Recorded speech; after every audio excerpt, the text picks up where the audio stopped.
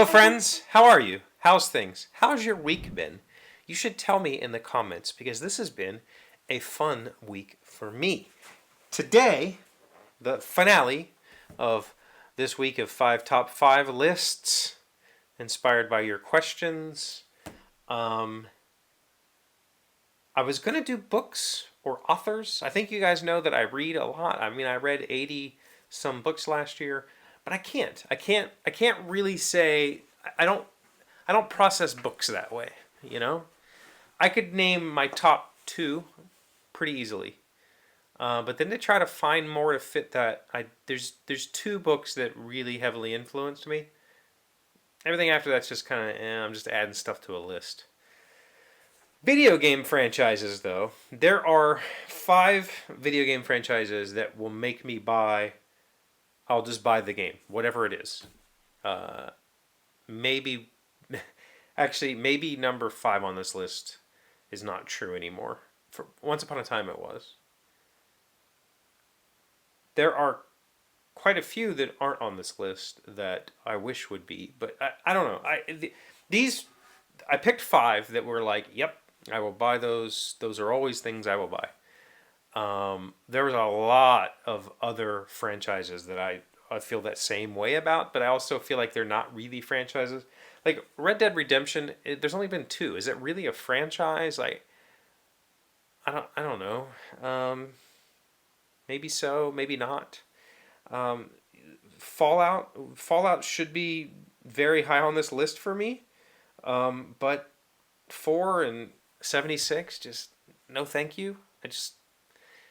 Something happened to that game, so yeah. I don't know whatever. There's other things like Medal of Honor. I used to World War II shooters. I love everything about them, and they seem to just stop being a thing. Now we have these like World War II squad simulations where you're like commanding troops, and I'm not really interested in that. I want to go back to just single player World War II sneaking around sniper missions. Like, I really enjoyed the Medal of Honor series. I really enjoyed early Call of Duty. I don't really care about the large scale combat stuff that the modern game has been. I liked the espionage shooter genre. And then things like Metroid. I mean, I'm excited for new Metroid, but I didn't really care about Metroid when it was a 2D platformer. I really only cared about it when we got the GameCube or whatever version that was really fun 3D. So, whatever. Okay, number 5. This actually fell way down. I didn't think this. I thought this would be much higher. I thought this would be much higher on my list. It's a franchise, and here's the reason why. I am a Nintendo player. I have never owned another system. It's technically not true, but it's kind of also true. I've never purchased another system for myself. Let's put it that way. I've always purchased Nintendo products, and that's it.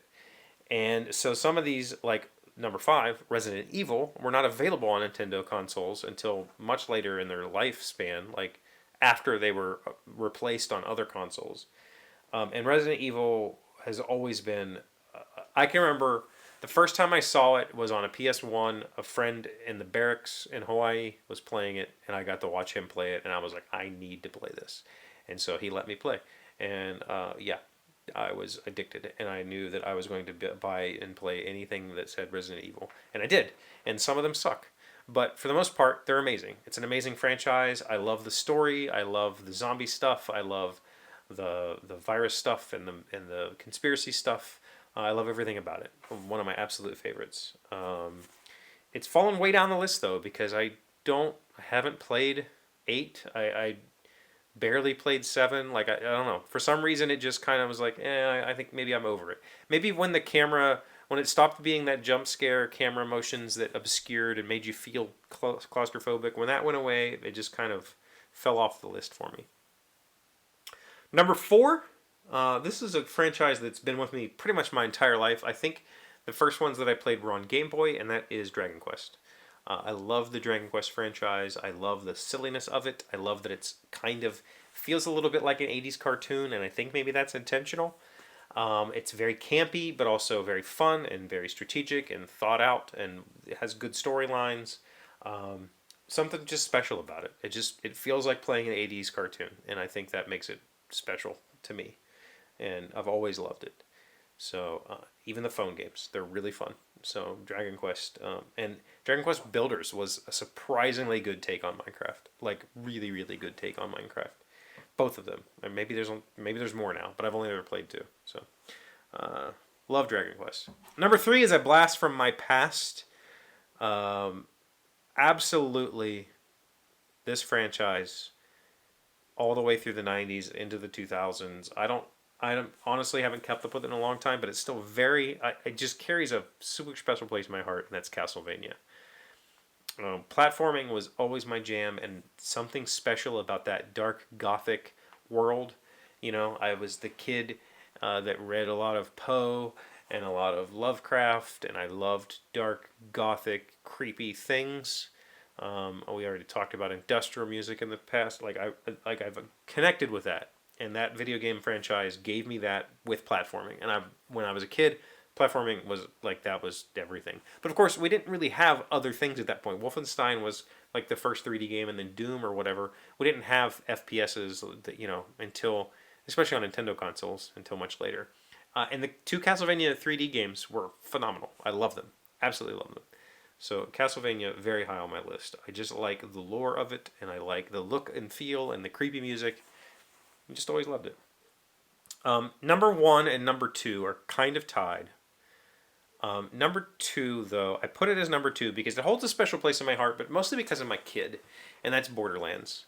I love Borderlands. Again, like I said earlier, I really only play Nintendo products, but my oldest did have an Xbox, and we played Borderlands, or I played Borderlands, and then my youngest fell in love with it. She absolutely fell in love with Borderlands and wanted to play with me. So since she's been 5, we've played Borderlands together. I think we've played all of them together. And it's just a goofy, fun thing. It's basically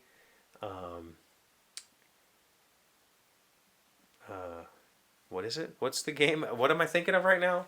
I was gonna say Torchlight Diablo. It's basically Diablo with guns, but it has an amazing art style. It has a super campy, kind of lewd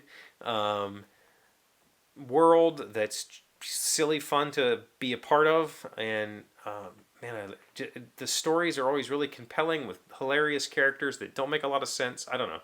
I love it, and I think the reason that it didn't hit number one is because it hasn't been with me for my entire life, like number one has.